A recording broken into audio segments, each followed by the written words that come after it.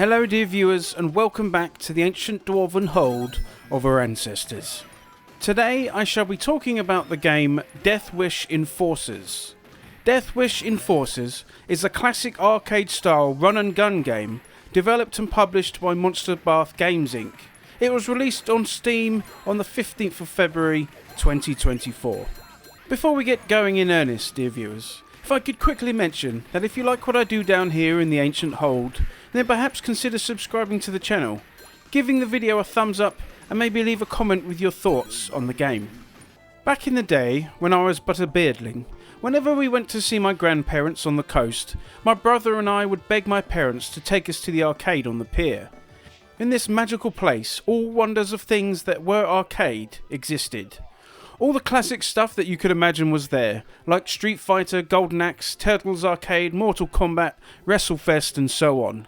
To go to a place like this and see these great machines and indeed play on them was a wonderful experience which I will never forget. For back in the day, there used to be a phrase that people would say when referring to games on home machines: arcade quality. What this meant were the quality of the graphics as good as you could find in the arcade. That was the bar that was set. It was not like now where home machines can pump out awesome graphics surpassing anything you might see anywhere else. Arcade machines were always more powerful and able to produce amazing graphics that we hoped our games at home might even get anywhere close. When you went to the arcade, therefore, it was full of all these wondrous machines with these incredible visuals like nowhere else we'd ever seen. It was a grand old time of which I have great memories, like playing Turtles Arcade with the whole family or finally beating the Legion of Doom in WrestleFest. Okay, Mr. Dwarf, you've had a good ramble now. What has it got to do with this new game that we were talking about? Well, dear viewers, any chance to bang on about the old days, of course, but one of these we used to see at the arcades full of colour and excitement was a game known as Sunset Riders. Sunset Riders was a run and gun game set in the Old West, where you take control of one of four bounty hunters that are out to bring down the biggest outlaws in the land.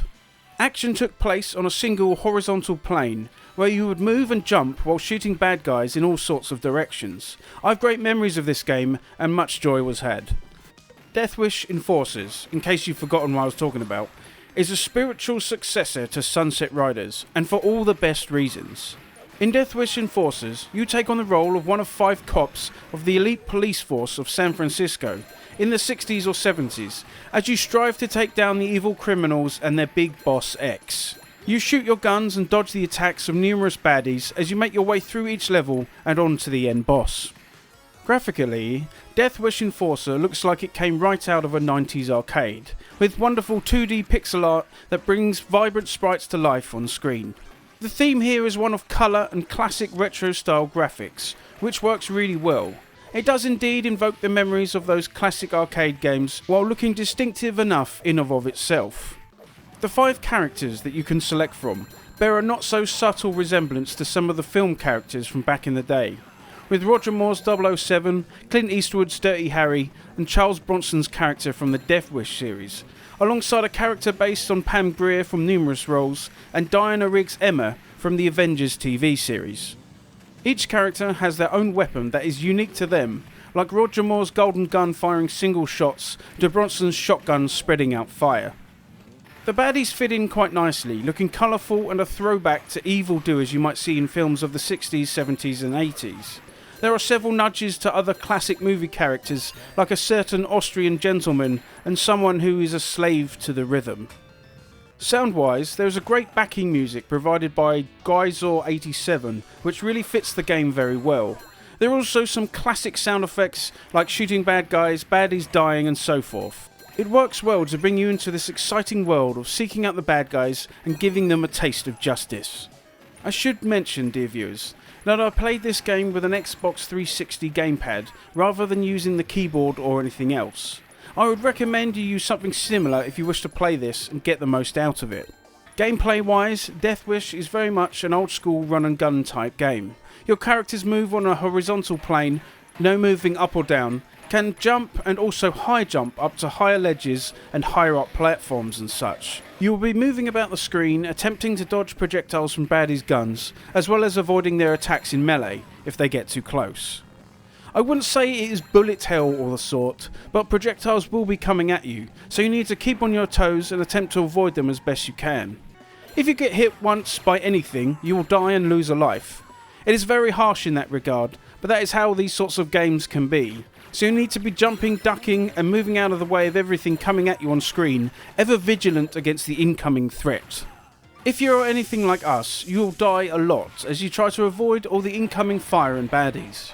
Games like Sunset Riders or Contra were tough on purpose to get you to spend more money on the game.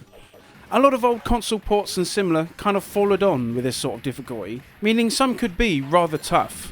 The game is unforgiving, but it is pretty fair and not ridiculous with the amount of fire coming at you, which is good. I actually play a lot of these multiplayer beat 'em up types with Great Mother Dwarf, my mum, as she really enjoys them too. She doesn't have a long history in playing video games, so her experience with them is limited. What I usually look for therefore with these sorts of games is the ability to either set up infinite continues or to have the difficulty cranked down a bit with lots of extra lives. You can't get infinite lives or continues in this game, but you can crank up the number of lives and continues and reduce the difficulty. When playing with her, the focus is on having fun and beating up the baddies rather than aiming for perfect gameplay. Perhaps that is what you might be looking for too as well, dear viewer, though I can definitely appreciate having a finite number of lives and you trying to get as far as you can with them. For instance, I have great memories of trying to get through Streets of Rage games with minimal health lost. It is good to have the option to not worry about that and just have a laugh as you play. It can be very good for one's mental health, having a blast with a game with simple mechanics which you can get on and play, losing yourself for a while. But what if you don't have memories of back in the day? Is it still worth checking out, Mr. Dwarf?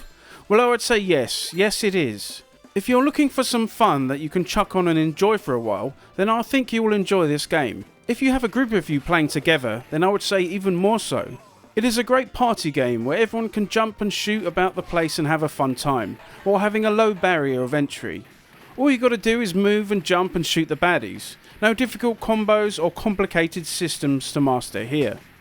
It would still be great fun on your own, but it is one of those games where if you play with other people in the same room, then it is even more fun as you shout and cheer as you die all the time or overcome the end boss together. Anyone looking for some simple pick up and play with maybe some friends, then I would definitely recommend Deathwish Enforcers. It would be a solid addition to your gaming library. The game is available on Steam for £17, so you can't really go wrong with it. If you can get it on sale, then it is definitely a steal. And there we go, dear viewers. Another video from me here down in the ancient hold. Thank you for watching this far. What did you think of the video? Does this game appeal to you? Let me know down below. I hope you're well, and I shall see you next time.